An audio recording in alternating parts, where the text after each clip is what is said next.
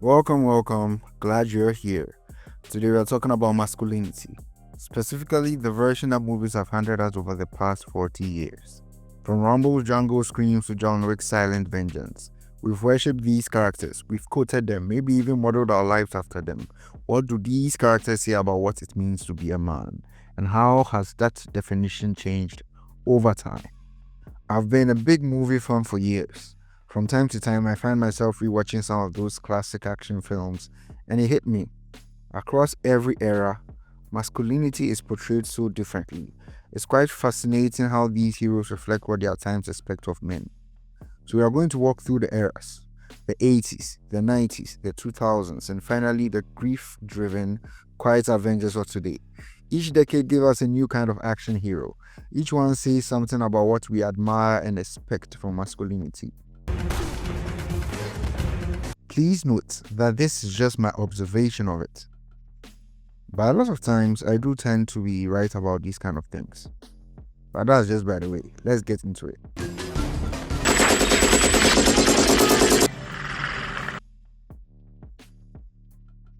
Now let's set the scene. In the 80s, Cold War tensions were high and US was just flexing its military might. Now in 82, out of nowhere, Hollywood gives us this. A shirtless man covered in mud, and he single-handedly wiped out an entire army. That man is John Rambo. This was the era of hyper-masculinity. Rambo to Commando to Predator and Rocky. These guys were just 100% pure muscles. We must understand something here. The muscles weren't just aesthetic, they were armor. In this era, masculinity was about physical dominance, where you win by overpowering. Endurance, where you keep going no matter how many times you get hit, stabbed, or blown up. And silence. You know what they say, real men don't talk about feelings. Look at the Predator. This alien was taking out elite commandos one by one, but Dutch didn't panic one bit. He didn't cry, he didn't call for help. Did you see what he did? He took off his shirt, covered himself in mud, and prepared to kill the alien with a tree trunk and sheer rage. Why did this version of masculinity take over the screen? One word: fear. The Cold War made vulnerability feel dangerous. America wanted strength, invincibility, certainty. So, our heroes became indestructible. They weren't men, they were walking metaphors for military dominance and ragged individualism. This message was clear: show no weakness. Be the last man standing. But here's the twist. Beneath the explosions and bravado, these characters weren't really okay.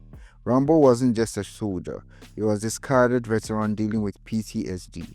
Rocky wasn't just punching opponents, he was fighting poverty, insecurity, the fear of being irrelevant. The pain was there. The 80s hero taught us that masculinity meant being silent about suffering. You could feel pain, but you had to hide it behind clenched fists and catchphrases.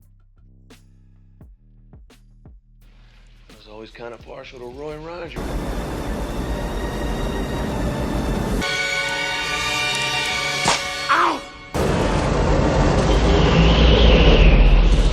Now we'll move on to the 90s.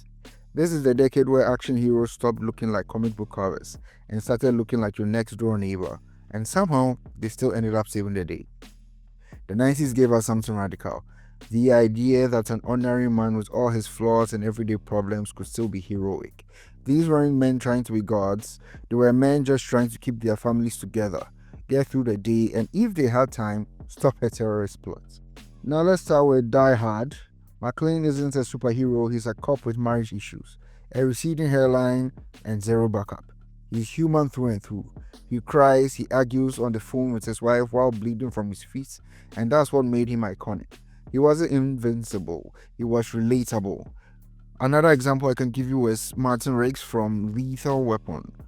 It brought something we never saw in the 80s, mental health struggles. He was grieving, suicidal, and unhinged, and yet he still showed up.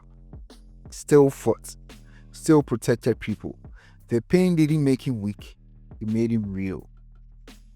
Another example I can give you is The Fugitive. Kimbo wasn't a cop, soldier, or fighter, He was just a man who loved his wife and was trying to prove he didn't kill her. His heroism came from relentless persistence, not dominance.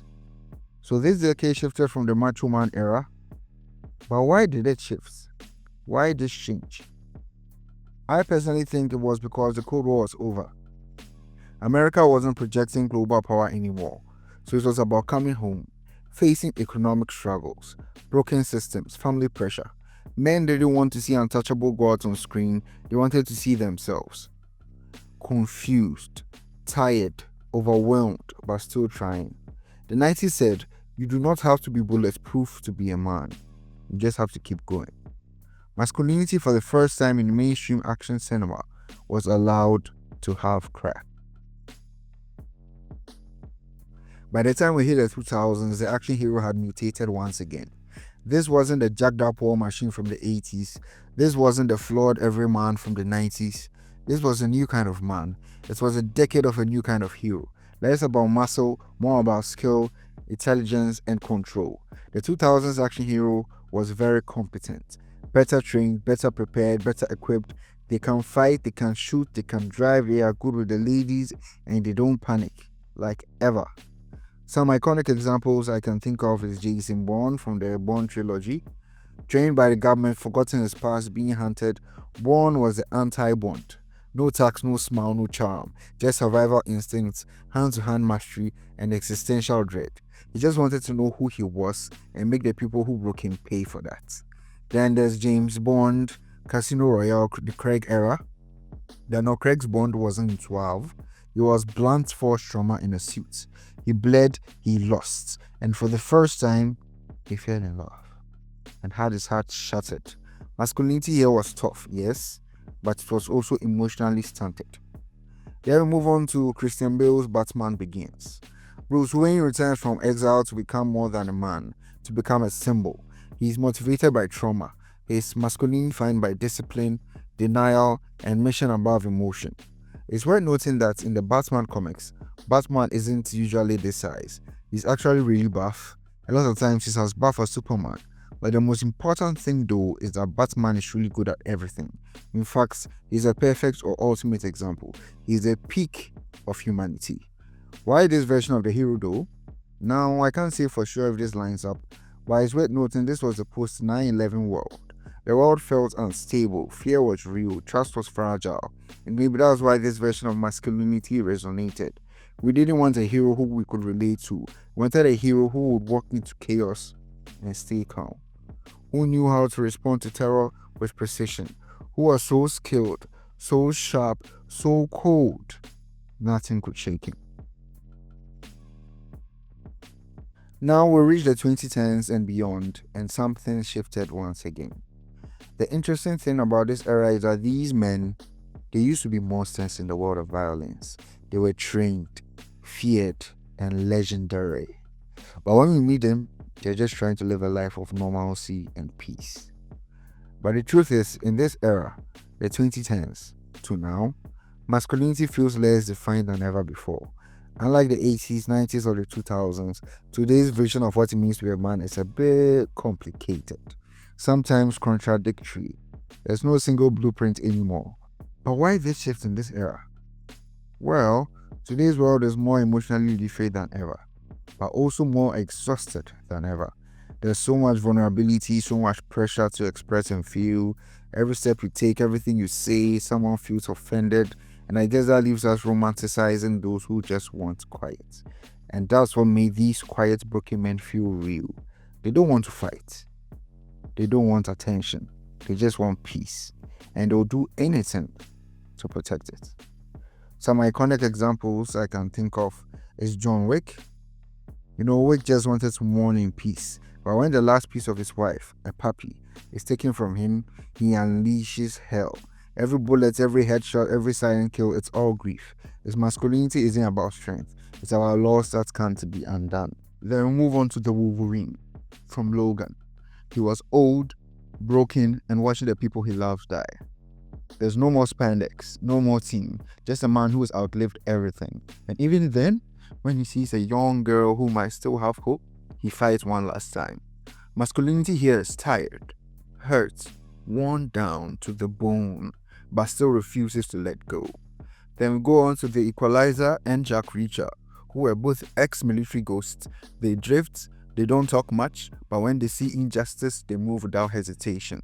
Their violence is surgical, their presence is intimidating, their purpose is quiet, but clear. Protect the weak no matter what it costs. Bible. That is, masculinity is equal to muscle. The 90s cracked the door open. We saw fear, family, frustration. Masculinity equals resilience and relatability.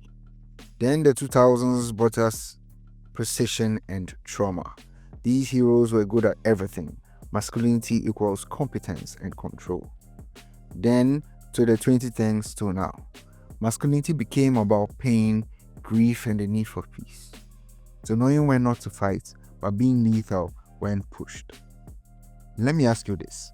What's the best portrayal of masculinity on screen, in your opinion, and why? Leave it down in the comments. Thank you for sticking with me through this journey. We've seen how each era demanded of masculinity. What will the action hero of the next decade look like? Will he still be stoic and scarred? Will he still be carrying trauma like a backpack? Or will we see something entirely new? If you love what you heard, please hit the subscribe button, leave a comment with your favorite action hero, and share this video with a friend who loves movies, or a guy who's been told to man up way too many times. And as always, keep things sensational.